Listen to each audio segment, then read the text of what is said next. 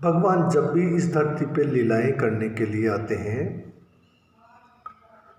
तो वो जो शरीर वो धारण करते हैं वो किसके लिए धारण करते हैं, ये रामायण जी में बहुत अच्छे से बताया गया है कि भगवान का जो जन्म होता है, जो लीलाएं भगवान करने के लिए आते हैं, वो भक्त, भूमि, ब्राह्मण और गोमाता और देवताओं के हित के लिए ही मनुष्य इस धरती पर भगवान इस धरती पे आते हैं और लीलाएं करते हैं। भगत भूमि भूसुर, भूसुर का मतलब होता है ब्राह्मण। भगत भूमि भूसर सुरभि सुरहित लाग कृपाल करत चरित धरि मनुज तनु, अलग अलग चरित्र करते हैं धर के मनुष्य का शरीर, सुनत मिटे ही जगजाल। तो इस चरित्र को अगर कोई सुनता है तो इस संसार रूपी सागर से में पार हो सकता है, उसके जंजाल मिट सकते हैं।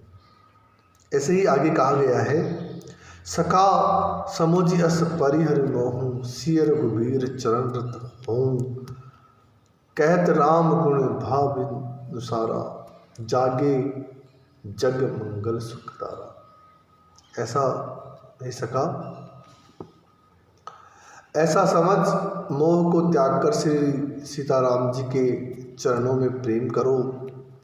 इस प्रकार श्री रामचंद्र जी के गुण कहते कहते सवेरा हो गया, जब जगत का मंगल करने वाले और उसे सुख देने वाले श्री रामचंद्र जी सोते हुए अब जाग रहे हैं।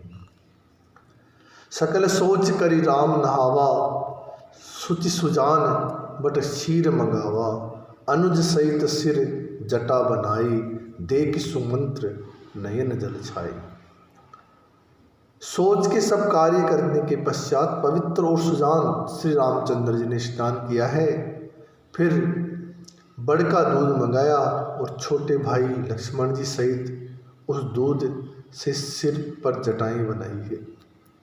यह देखकर सुमंत्र जी के नेत्रों में पानी आ गया है। हृदय दाव अति बदन मलीना, कहकर जोरी बचन अति दीना, नाथ कहूँ अस कौशल नाथा, हे रघु जाऊ राम के साथा। उनका हृदय अत्यंत जलने लगा, मुँह मलिन यानी उदास हो गया। वे हाथ जोड़कर अत्यंत दीन वचन बोले, हे नाथ, मुझे कौशलनाथ श्री दशरथ जी ने आज्ञा दी है कि तुम रथ लेकर श्री रामचंद्र जी के साथ जाओ। बनो दिखाई सुरसरी अनवाही, आनु फेरी बेग दो भाई, लखन सी उसी आनु फेरी, संशय सकल सपोच निवेरी। वन दिखाकर गंगा स्नान कराकर दोनों भाइयों को तुरंत लौटा लाना। सब संशय और संकोच को दूर करके लक्ष्मण राम सीता जी को फिर से लेके वापस आ जाना, ऐसा सुमंत्र जी को दशरथ जी ने बोला है। तो दशरथ जी ने इस तरह से सुमंत्र जी को आज्ञा दी थी कि वो राम सीता और लक्ष्मण जी को वन में घुमा फिरा कर 2-4 दिन या नदी का स्नान करा के इस तरह से वापस ले आए। नपयसि कहूँ गोसाई जस, कहि करो बल सोई, कर बिनती पायन पर हूँ दीन माम जिम रोई। तो सुमंत्र जी बालक की तरह रोने लग गए हैं। महाराज ने ऐसा कहा था उनको कि अब प्रभु जैसा कहें मैं वैसा ही करूं, मैं बलिहारी हूँ। इस प्रकार विनती करके श्री रामचंद्र जी के चरणों में सुमंत्र जी गिर पड़े हैं।